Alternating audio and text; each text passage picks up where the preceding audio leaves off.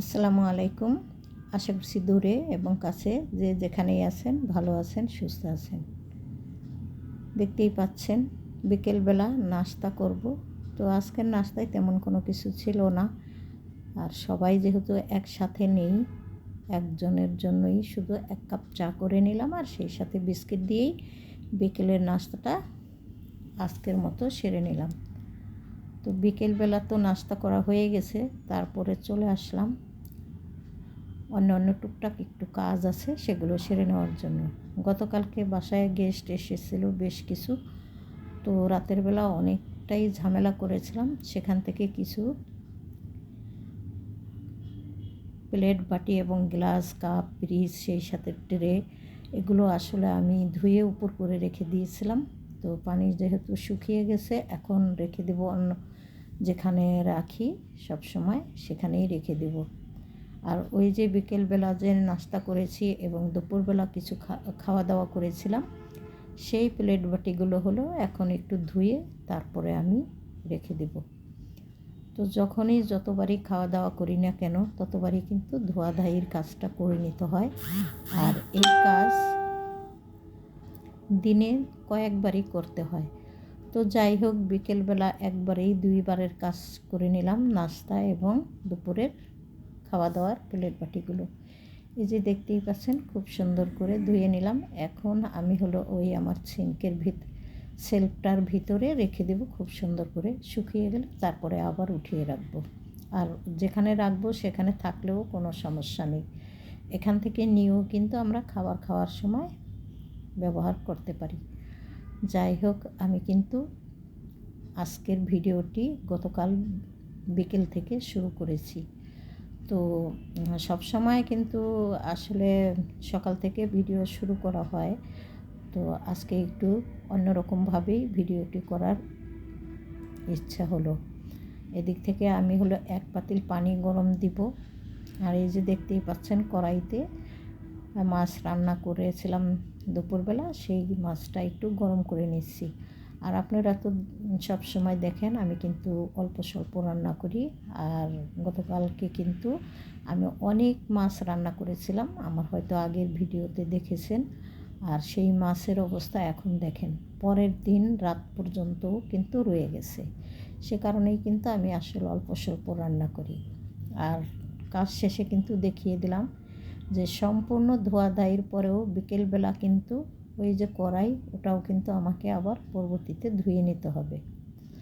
তো ওই ধোয়া ধাইয়ের কাজগুলো করে তারপরে কিন্তু আমি চলে আসলাম। এই যে দেখতেই পাচ্ছেন, এখন কিন্তু আমি ডাইনিং রুমে বসে টিভি দেখছিলাম, অনেকের ভিডিও দেখছিলাম।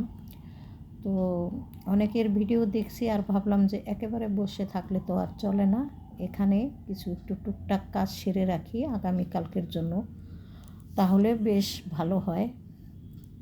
শীতের সময় কিন্তু কাজগুলো একটু যতই তাড়াতাড়ি উঠি না কেন কাজগুলো আসলে সেরে দিশা পাওয়া যায় না ওইরকমভাবে। তো রাতের বেলা একটু কাজ করেই রাখলাম। এখানে দেখতেই পাচ্ছেন বেশ কিছু পেঁয়াজগুলি আমি একদম ঝুরি ঝুরি করে কেটে রাখলাম, মানে যাতে করে অনেকটা সময় বেঁচে যায়। আসার সময় রাতের বেলা টুকটাক কিছু বাজার এনেছিল, তো ভাবলাম এখন একটু গুছিয়ে নিই। আর এই যে দেখতেই পাচ্ছেন প্যাকেট বিস্কিট, এগুলো কিন্তু একদিকে সুবিধা, যেমন যখন দরকার 1 প্যাকেট নিয়ে নিলেও হয়, আর আপনার ইচ্ছে হলে আপনি 2 প্যাকেট 3 প্যাকেট যেমন খুশি খুলে নিতে পারেন। লবণ এনেছে, ভাবলাম এই রাতের বেলাতেই এই কাজগুলো করে রাখবো। শীতের সময় দিনের বেলা অত বেশি একটা সময় পাওয়া যায় না। কাঁচামরিচ এনেছে, এখানে বোটগুলো ফেলে আমি এইভাবে রেখে দেব, যখন খাবো ধুয়ে পরিষ্কার করে নেব। কাঁচামরিচ ভিজাইলে এখন আর শুকাবে না, আর যদি মানে গরমের দিন হতো তাহলে আমি কিন্তু কাঁচামরিচগুলো ধুয়ে তারপরে একবারেই রেখে দিতাম। তো নতুন পেঁয়াজ, অতিরিক্ত পেঁয়াজ আনলে কিন্তু পচে যাওয়ার সম্ভাবনা থাকে, সে কারণে আমি অল্প করেই আনতে বলেছি। তো এখানে 3 কেজি পেঁয়াজ এনেছে। আর টেবিলটা আমি হলো কাজ করার পরে খুব সুন্দর করে মুছে নিলাম। আর এখন হয়তো ভাবছেন খিচুড়ি হঠাৎ করে কোথা থেকে আসলো, আসলে এই তো পরের দিন সকালবেলা চলে এসেছি নাস্তা করতে। তো অফ ক্যামেরাতে খিচুড়ি রান্না করে নিয়েছিলাম, সমস্ত সব কিছুই অফ ক্যামেরাতে করেছি। আর সেই সাথে আমরা কিন্তু সকালবেলা নাস্তাটাও করে নিয়েছি। নাস্তা করে তারপরে হলো ঘর বাড়ি গুছিয়ে নেওয়ার জন্য এসেছি। তো এই যে অফ ক্যামেরাতে খুব সুন্দর করে বাসা বাড়ি গুছিয়ে নিয়েছি এবং বুয়া এসে ঘর বাড়ি মুছে দিয়ে গেছে। তো বুয়াদের কাজকর্ম একটু তাড়াতাড়ি করে ওনারা।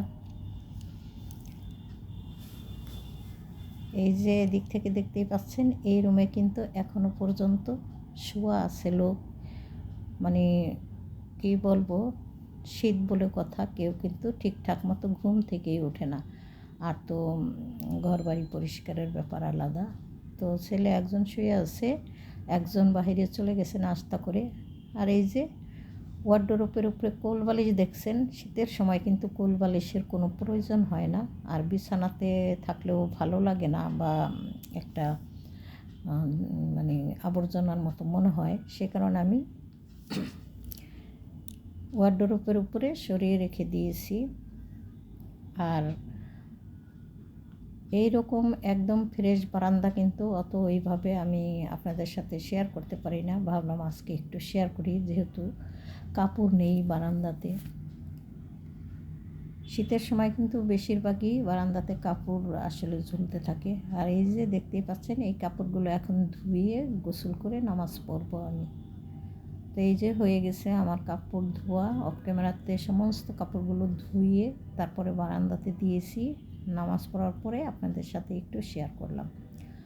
ভাবলাম যে কী করেছি না করেছি আপনাদের সাথে শেয়ার করি। আর ওড়নার পিছনে যে দেখতে পাচ্ছেন একটু কালো কালো, ওইগুলো কিন্তু মোজা। ওইখানে আমি 8 জোড়া মোজা ধুয়ে দিয়েছি।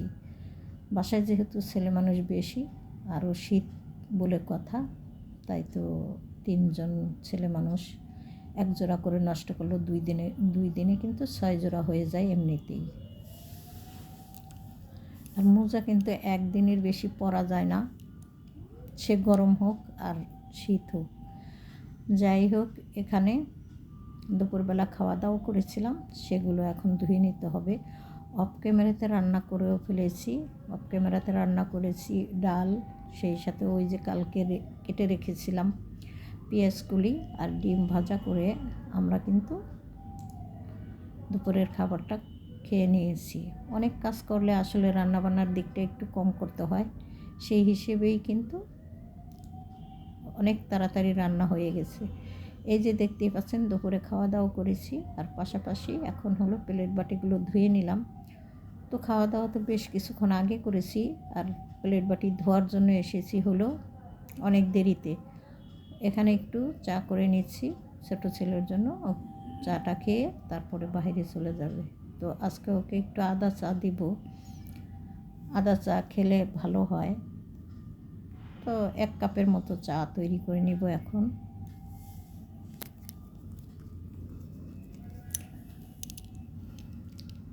তো প্লেট বাটিগুলো একটু সরিয়ে সিঙ্কটাও সুন্দর করে পরিষ্কার করে রাখবো। আজকে আর রাতের জন্য কোনো ঝামেলাই রাখলাম না। রাতের ধোয়াধাইয়ের কাজ করতে গেলে কিন্তু একটু বেশি কষ্ট হয়ে যায় বা অসুবিধা হয়ে যায়। তো সিঙ্কটা খুব সুন্দর করে মুছে নিলাম। এই তো হয়ে গেল আমার কাজকর্ম। তবে দেখতেই পাচ্ছেন এখানে কিন্তু আবার চা তৈরি করছি, এগুলোও কিন্তু আমাকে ধুয়ে নিতে হবে।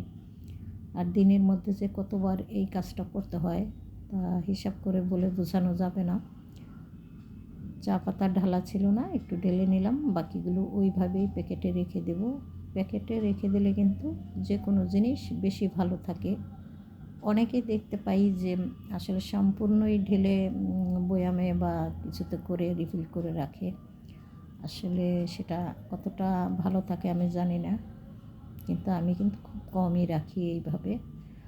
তো নাস্তা তো বানানো হয়ে গেছে, চা তো বানানো হয়ে গেছে, পাশে একটা মালটাও কেটে দিলাম। ভুল ত্রুটি ক্ষমা সুন্দর দৃষ্টিতে দেখবেন। ভালো লাগলে লাইক কমেন্ট শেয়ার করে সাবস্ক্রাইব করে আমার পাশে থাকবেন। আজকের মতো বিদায় নেব, আর বাদ বাকি কাজ আপনারা দেখতে থাকেন। আল্লাহ হাফেজ, আসসালামু আলাইকুম।